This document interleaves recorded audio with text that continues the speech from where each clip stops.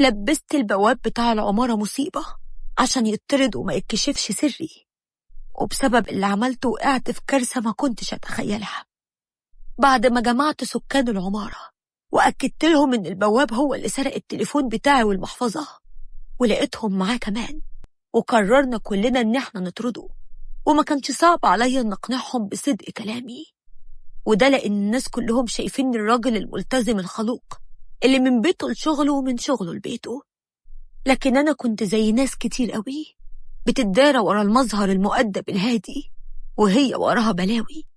كنت زي ما بيقول المثل، تحت السواهي دواهي. ورجعت لشقتي وأنا مبتسم بانتصار. أصل بعد اللي عملته ده خلاص ضربت أي شيء ممكن البواب يقوله عليا، ومحدش هيصدقه تاني. وحتى لو اتكلم وقال على اللي شافني بعمله محدش هيصدقه، وهيقولوا إنه بينتقم منه وبيفتري عليه عشان كشف حقيقته وطرده. اتنهدت براحة بعد أيام كتير من القلق. أصل ما كنتش بنام من كتر التفكير من يوم ما واحدة من الستات الشمال اللي أعرفهم جات لي شقتي فجأة. أول ما عرفت إن مراتي مسافرة عند أهلها والولاد معاها هو أنا قاعد لوحدي، حبت تعمل لي مفاجأة وتزورني في شقتي بدل شقة صاحبي اللي بنتقابل فيها وبنعمل فيها كل السهرات بتاعتنا، السهرات اللي كلها بلاوي. واليوم ده ساعة ما شفتها قلقت واتوترت، قلقت لا يكون حد شافها وهي طلعة لي، لكن هي طمنتني وقالت لي بضحكة: ما تخافش يا قلبي، أنا فضلت مراقبة البواب بتاعكم لحد ما عينيه غفلت ودخلت من غير ما يحس، ثم إن الوقت متأخر قوي وكل الجيران في سبع نومة. اطمنت شوية وظهر الوش التاني ليا اللي كله انحراف وقلة أخلاق، وقضيت الليلة معاها. وبعد الفجر بشوية أجبرتها تمشي قبل ما النهار يطلع ومعرفش أخرجها. أصل البواب لو شافها مش هيسيبها غير لما يعرف هي مين وكانت بتزور مين في العمارة، خصوصا إن باين عليها إنها ست مش تمام، فالأحسن تمشي والدنيا ليل. وفعلا إننا مشيت ونزلت في الأسانسير، ونزلت معاه عشان أشوف البواب صحي ولا نايم. وزي العادة لقيته قاعد على كرسي بس مغمض عينه ونايم. شاورت لها عشان تمشي بسرعة قبل ما يصحى، أصل كل كام دقيقة بيصحى ويرجع ينام زي عادته. لكن قبل ما تبعد نانا كان البواب صحي وبصلها بغضب وقال لها: في عندك يا ست انتي. كنت أنا دخلت ووقفت قدام الأسانسير جوه العمارة، وللأسف نانا وقفت وهي خايفة منه ومتوترة. شخط فيها وقال لها: انتي مين وكنتي بتعمل ايه جوه؟ هتتكلمي ولا اخدك من جفاكي على الجسم؟ البواب اتعامل معاها كده لما لاحظ على مظهرها زي ما بيقولوا انها من الستات اياهم. ساعتها اتوترت نانا وقالت وهي بتشاور عليا: ما بالراحة كده يا اخويا وبلاش شخط ونطر، كنت عند الأستاذ معتز اللي في الدور الرابع، حتى هو هناك واقف اهو جوه، روح اسأله يمكن أنا كدابة. اتجمدت مكاني وهي بتفضحني قدام البواب بمنتهى السهولة. طب هبرر وجودها وفي الوقت ده واحدة زي دي في شقتي ازاي؟ ومراتي مسافرة كمان، الموضوع باين ومش محتاج لف ودوران. بصلي البواب بصدمة وبعدين قرب عليا وقال لي: هي الست دي كانت عندك يا معتز بيه؟ بلعت ريقي بصعوبة وأنا متخيل الفضيحة اللي منتظراني الأيام الجاية، ده غير المصيبة الأكبر لما مراتي تعرف كمان. رديت عليه بعصبية وقلت له: انت رغيلي، ما تسيبها تمشي وخلصنا. بصلي البواب بصة احتقار وبعدين مشي وما كلمهاش وسابها تمشي. ورجعت شقتي وانا هموت من الغيظ منه ومن بصته. بقى انا الباشمهندس معتز حتة بواب يبصلي كده؟ بس اللي قلقني اكتر وخوفني انه ممكن يقول لحد على اللي حصل. ومن كتر التفكير خدت اجازة من شغلي وفضلت افكر احل المشكلة دي ازاي. أنا استحالة أضحي بسمعتي أبدا. فكرت أرشيب الفلوس عشان يسكت، لكن خفت يستغلني طول الوقت ويبتزني. فكرت أهدده، لكن ما حسيتش إن ده الحل المناسب، وما كانش قدامي غير إن ألبسه مصيبة وأمشيه من العمارة بفضيحة، بحيث لو اتكلم وقال اللي حصل بسهولة جدا أقدر أكدبه واتهمه إنه بينتقم مني، وكل كلامه كذب في كذب، وطبعا ساعتها محدش هيصدقه. وحمدت ربنا إن الكاميرات كانت متعطلة ومحتاجة صيانة، وكده مفيش دليل خالص ضدي. وبدأت أنفذ خطتي، وهي إن أحاول أحط التليفون من بتوعي والمحفظة في أي حاجة تخصه، ولما أدور عليهم ألاقيهم عنده، والأحسن يكون معايا حد من الجيران عشان يكون شاهد كمان.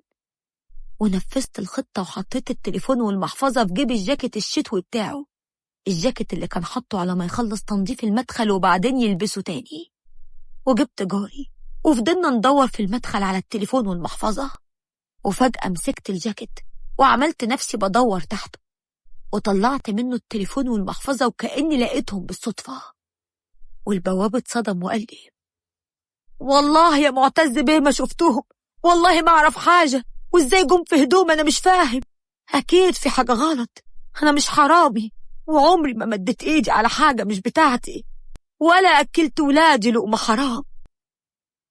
بصيت له بعصبية وقلت له: أكيد يعني مش أنا اللي حطيتهم لك وهتهمك فيهم، أنا قلبت الدنيا عليهم في الشقة، ودورت حتى على السلم، وجاري يشهد عليا، وبالصدفة بدور وما كنتش أتخيل إن ألاقيهم معاك يا حرامي، لولا بس إني مش بحب الأذية كنت دلوقتي زماني مبلغ عنك.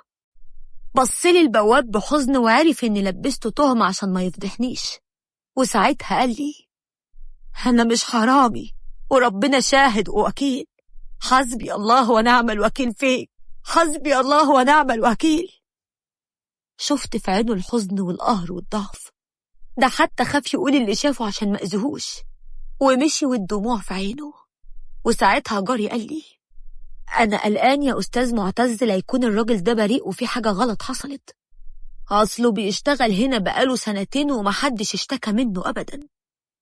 بصيت له بغز وقلت له: وهو أنا يعني اللي خدت محفظتي وتليفوني عشان أتبلى عليه؟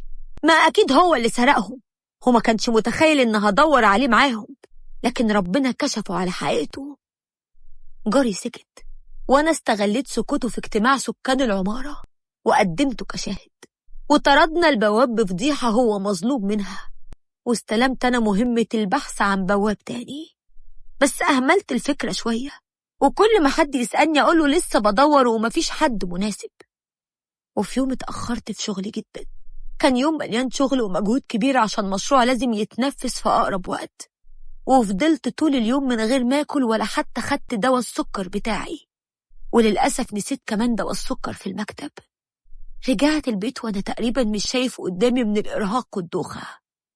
وقفت قدام الأسانسير وكنت حاسس إني هقع من طولي. بصراحة حسيت بقلق لا يغمى عليا وأنا في الأسانسير ويجرالي حاجة، وساعتها محدش هيحس بيا. بصيت للسلم وقلت لنفسي: هو السلم هيبقى تعب أكتر، بس على الأقل أمان عن الأسانسير وأنا في الحالة دي.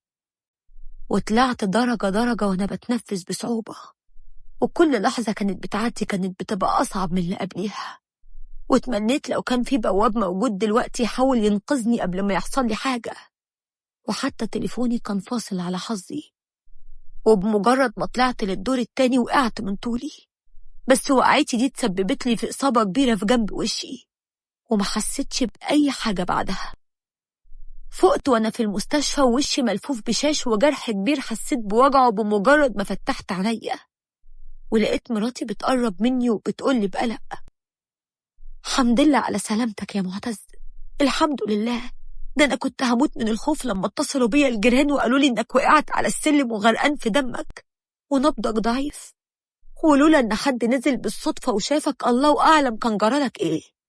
الحمد لله إن ربنا قومك بالسلامة. كنت بسمعها ومصدوم، ياه، ده الموت قريب قوي وممكن يجي على غفلة بالشكل ده. مراتي فضلت تتكلم بس أنا كنت في دنيا تانية. فكرة إني كنت قريب جدا من الموت لولا ستر ربنا، الفكرة دي هزتني ورعبتني. كنت هموت وأنا سايب ورايا ذنوب كتير قوي ملحقتش أكفر عنها. وساعتها أول شيء خطر على بالي كانت دعوة البواب عليا، دعوة مظلوم وربنا استجاب لها. دموعي نزلت بندم وخوف. كنت مستعجل إن أخف بسرعة، بس مش عشان أرجع لحياتي من تاني وأعمل اللي كنت بعمله، لأ، عشان فهمت الإشارة والتحذير اللي ربنا بعتهولي عشان ينور بصيرتي. وأول حاجة عملتها لما خرجت من المستشفى هي إني دورت على البواب، دورت عليه في كل حتة لحد ما لقيته. اتأسفت له وترجيته إنه يسامحني، وخدته معايا لسكان العمارة وقلت لهم إنه بريء وأنا ظلمته، بس ما قلتش إني اتهمته بالذوق، واكتفيت بكده وما حبيتش أفضح نفسي. لكن المهم إن أعلنت براءته ورجعته لشغله، وهو للأمانة سامحني وعفى عني والحمد لله. بس الخطوة التانية هو إني قطعت علاقتي بالشلة الفاسدة اللي كنت أعرفهم، قطعت علاقتي بيهم تماما وتوبت عن اللي كنت بعمله، وبدأت ألتزم في الصلاة بجد وبكل صدق. محدش هيحس باللي جوايا غير اللي عاش تجربة كان فيها قريب من الموت. كنت بصحح أخطائي وناوي مرجع لهاش تاني، وسطرت على نفسي وما حكيتش لمراتي أي شيء، سبتها تفضل شايفاني الإنسان المؤدب المحترم، وما حبيتش أخرب بيتي. والنهاردة أنا جاية أنقل لكم تجربتي. مش لازم تحصل مصيبة عشان تحس بالندم على ذنوبك وتقرر إنك تتوب. بنقل لكم تجربتي عشان أنصحكم لوجه الله إنكم ما تغلطوش غلطتي، وعجلوا بالتوبة وما تستنوش ولا تأجلوا، لأن النهاردة احنا موجودين، لكن بكرة الله أعلم هنكون فين.